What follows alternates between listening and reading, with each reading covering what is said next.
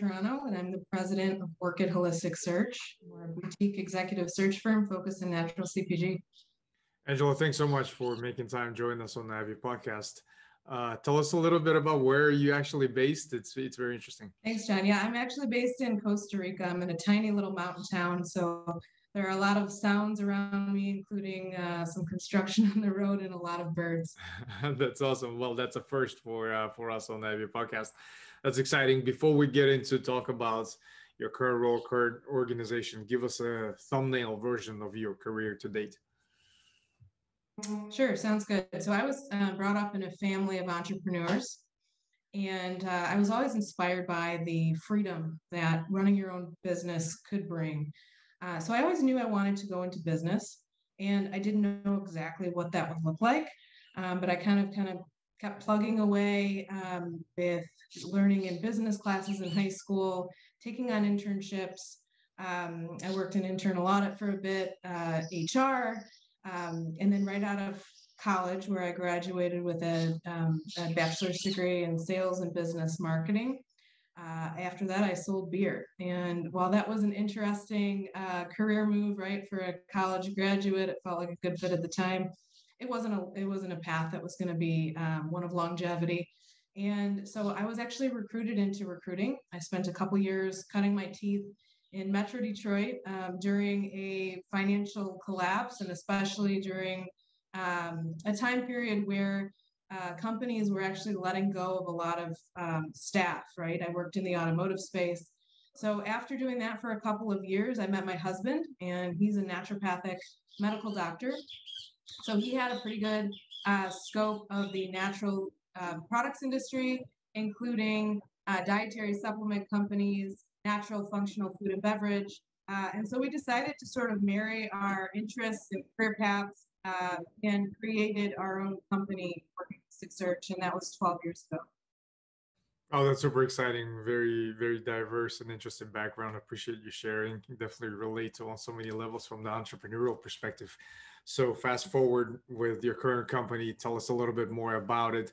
What is the value proposition, and where do you see this company going? Sure, definitely. So when we started Orchid Holistic Search, our focus was values, right? To bring our full and authentic selves to the work that we were doing, to focus on quality versus quantity. I felt and I realized from working for a larger staffing and recruitment company that the model was broken, and the model was based mostly on numbers, right? It was a numbers game. You're only as good as your last month. How many placements and searches can you take on? Whereas when we started our business, we wanted to do something different. So by aligning ourselves with companies where we felt truly in alignment with values, the types of products that we're offering, we felt like we could add a ton of value. We limit our desk size, our desk space to 3 to 5 clients at once so that we can really personalize the service, get to know our clients, and the results are there. So we fill almost every single search we take on. We work with companies anywhere from startup through a healthy medium-sized business, companies that make dietary supplements, beauty products, wellness-oriented products, food and beverage, anywhere from, let's call it, a $5 million range through $200 million range. We love working with founders that have a strong mission, vision, and values. And that we find like it's really just us acting as a representation of who they are in the market. And we find that that enables us to make phenomenal placements with people who are aligned with their culture. Yeah, that definitely resonates on so many levels from what you've mentioning with the kind of the process or the system being broken, in the sense being the numbers game. I've been on both sides, especially when I was the job seeker and the candidate. I think that definitely it was felt just being another, I guess, metric, statistic from that perspective. So I can see a lot of value in terms of what you're trying to build there.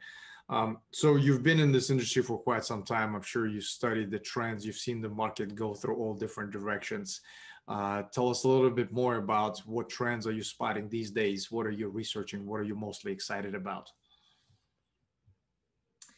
over the past year, and it may be a little bit of bias, right, because of the industry that we focus on, but we have seen an incredible shift in companies that are really putting an emphasis on their values and making sure that candidates are aligned 100%. So what we're seeing is companies are making sure that they not only have a marketing story, right, for the why of what they do, but that it's kind of embedded within the culture. So I think I see more companies focusing on areas of culture, making sure that they're doing the right things to attract the right talent. And on the flip side, especially, over the pandemic, it has really shifted the way that people think about work, life, balance, and their values. And I think,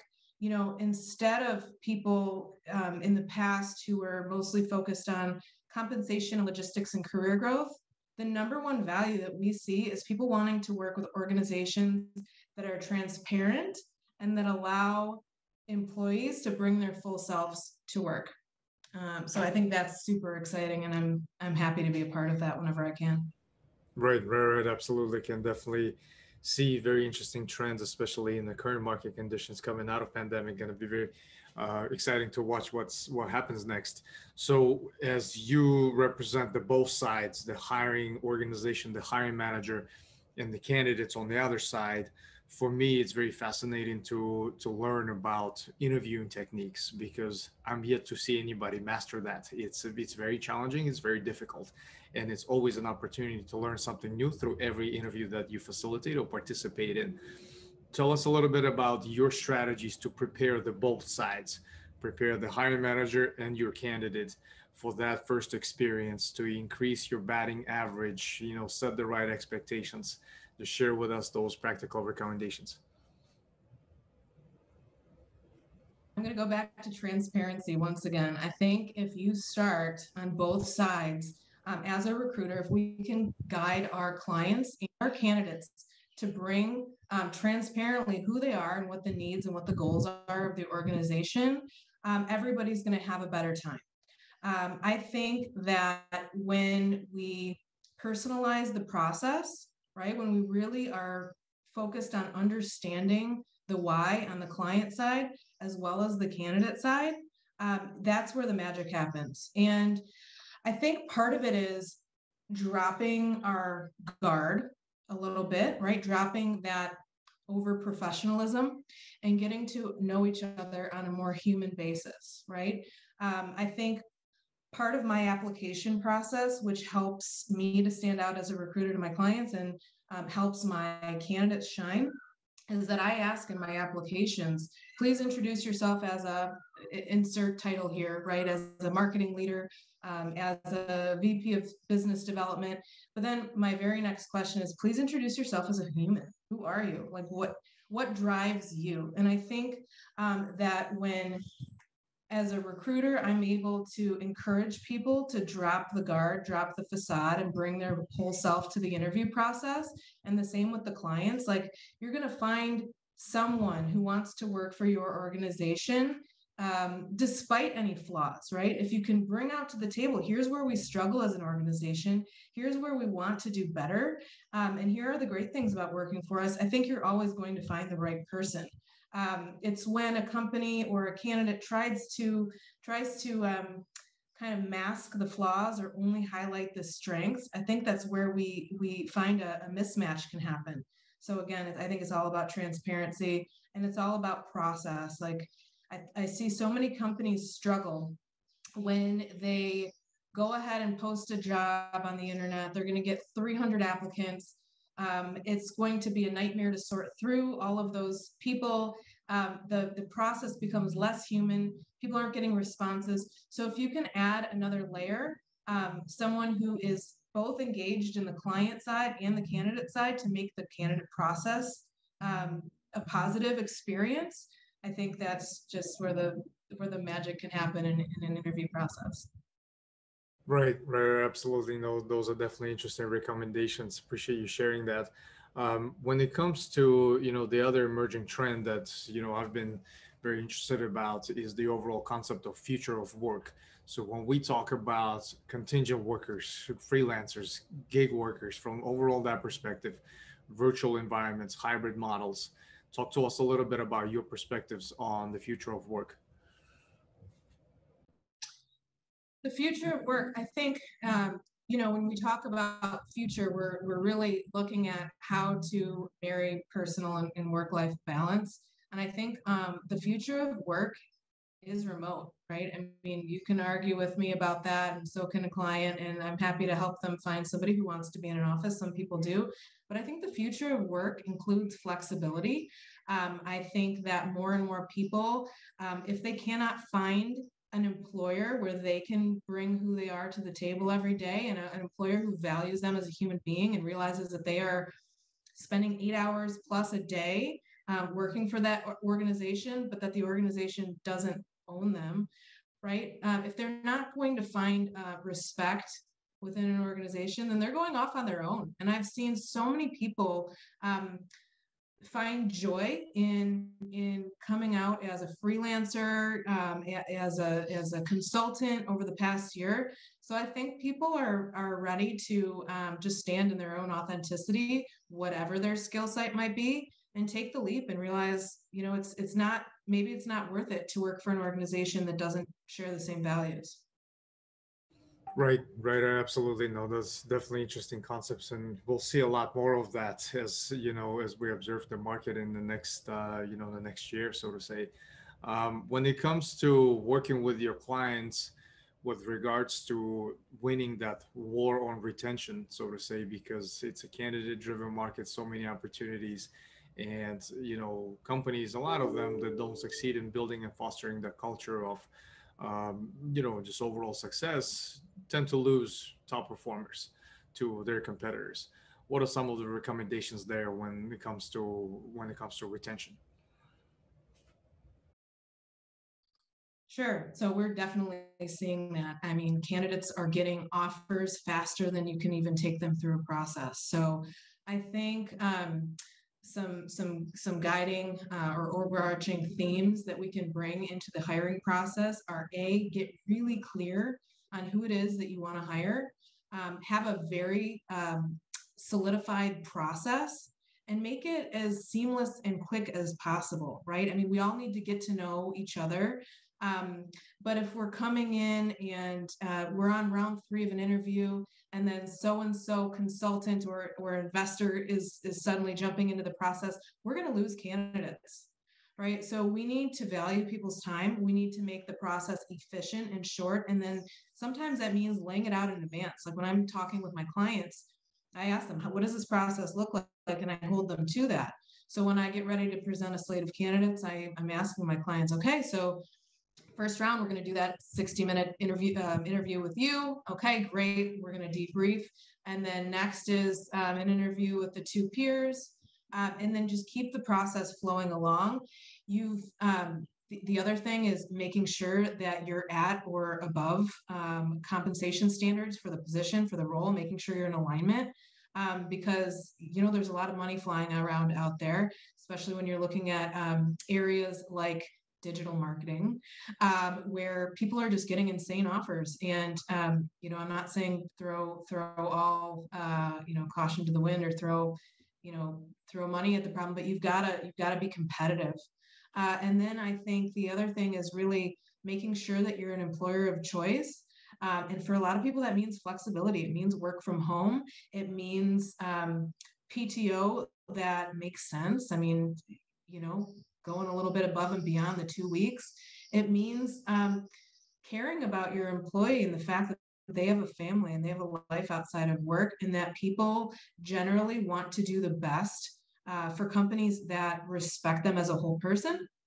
So I think all of those areas, right? Moving quickly, moving aggressively with a strong offer. And then once the person is in the company, providing the perks and benefits and flexibility that will make that person want to be valued and make them stay. Has a person been with your company for a year or 2 and not gotten any sort of raise? That needs to be a conversation, right? Or else they're going to look. I mean, average employment at this point, at least in the industry that I work in, it's like 2 years. So what is that company doing to retain? It's going to have to be continuing to show value as an employer of choice. And that means for a lot of people, flexibility and compensation. Right, right, right. No, I love these and makes perfect sense. Also sounds very simple, but oftentimes overlooked strategies, especially when it comes to, retaining talent, being very proactive versus something that's already happening. You are sitting at the resignation table and trying to figure things out, how to, prevent something like that. You definitely don't want to be in that situation. So everything you talked about makes perfect sense. When it comes to just your personal content diet that you utilize certain sources to stay ahead of the curve, instead, ahead of the industry trends, to observe where your market is going, and just to self-educate. Share with us your sources of information and sources for self-education. Sure. I spend a lot of time on LinkedIn naturally, right? I'm a recruiter. That's where a lot of talent is hanging out, a lot of companies. So I definitely follow the trends there, right? And there are a few different groups in my industry that I follow that, put out content, whether it's from investors, right? And from the investor side, founders putting out content, other recruiters, although I can't say I spend too much time, sort of following the herd there. So I would say LinkedIn is a primary source of information for me and for our business. I do a decent amount of reading, and I think, one quick read that I feel everyone should take a stab at is the Four Agreements. I think that one is critical to life and business. And then another one that I'm in the midpoint of that's on my desk today is the Culture Code, Daniel Coyle, and that's a really great read as well for building an inclusive and diverse culture. I also follow a lot of diversity, inclusion, and belonging experts on LinkedIn as well, for how we can do things differently. Right, right. Well, that's pretty cool. And thanks for sharing some of these sources. Because with so much information being available out there thrown at us, I'm always fascinated to hear other people's strategies, how to, be very selective and what you let your mind be exposed to. So definitely always interested in hearing, strategies as such.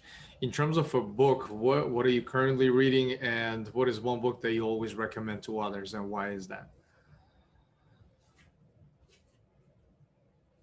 Yeah, the two that I would recommend are the Culture Code Hmm. and the Four Agreements, like I just mentioned.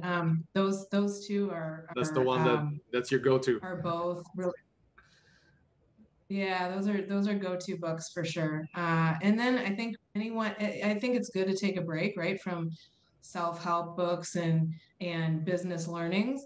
And the Overstory is a really beautiful book that the complex nature of people and the world around us, nature, and that's a beautiful read for someone who wants to take a breather from the business literature. Right, right, right. No, I love this. I love these recommendations, and just overall appreciate your insights and everything you've shared today, because I'm always fascinated to hear from the practitioners on the field that help the both sides, the hiring managers and the candidates, the job seekers. I thought you were very generous with some of your advice, which is invaluable. So definitely appreciated that. And then what I love doing with all of the guests is do a follow-up episode in about a year to see how much of change transpired, revisit the conversation from a year ago, and see if everything still makes sense. So I'm definitely looking forward to doing that with you as well. I would love that. And my last piece of advice is it doesn't have to be just client focused or candidate focused. I think a good recruiter really walks that line well and makes sure that the candidates are having a phenomenal experience as well as the company. So thank you so much for having me on, John, and definitely interested in chatting with you again next year. I love that recommendation. Thanks for that, and we'll talk soon.